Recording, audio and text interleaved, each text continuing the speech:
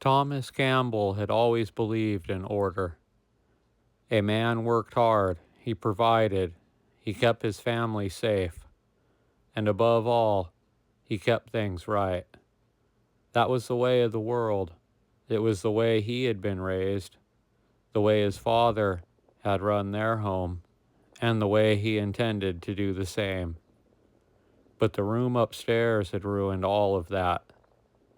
He wasn't sure when it had started, the feeling that his home was slipping from his hands like a rope fraying one thread at a time.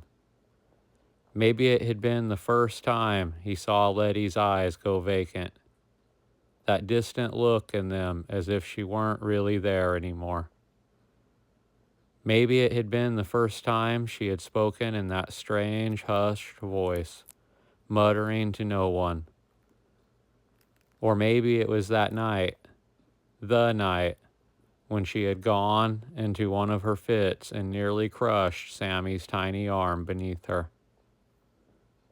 That was when the latch had gone on. That was when the house had started to feel wrong.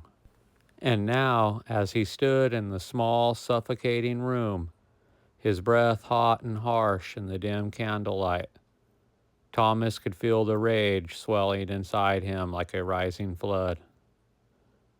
Letty was on the floor, curled up against the wall, her hair hanging in tangled ropes over her face. She was shaking, whispering something he couldn't understand. Her voice grated against him, not because of the words, but because of what she sounded like. She was not his daughter, not anymore. "Stop it," he growled, his voice low and dangerous. She didn't stop. Her fingers twitched in the air, moving like she was pulling invisible threads, her lips still moving in that senseless, broken murmur. The anger burned hotter. She just wasn't listening. "Letty," I said, "stop it." He reached for her, his fingers closing around her thin arm, jerking her upright.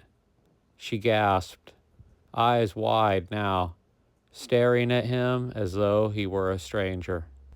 And then she finally spoke, her voice small, trembling. "Papa, please." For a second he hesitated.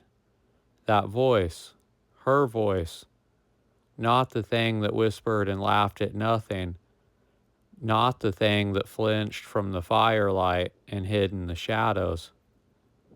But then he saw her eyes, too wide, too bright, gleaming with something unnatural in the candlelight. And deep in his gut, in the part of him that he tried to ignore, a terrible thought slithered into his mind. That thing wearing Letty's skin, it isn't her anymore. The slap came before he could even think. A sharp crack echoed through the small room. Letty's head snapped to the side, her body folding inward, her fingers pressing against the place where his palm had struck her. The silence that followed was thick and suffocating. His breath was ragged, his hands were shaking. God help him. What has he done?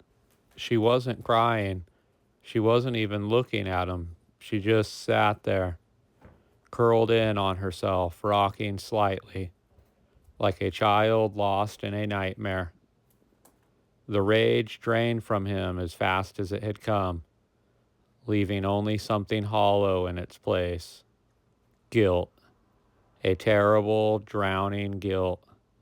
This was his daughter, his baby girl.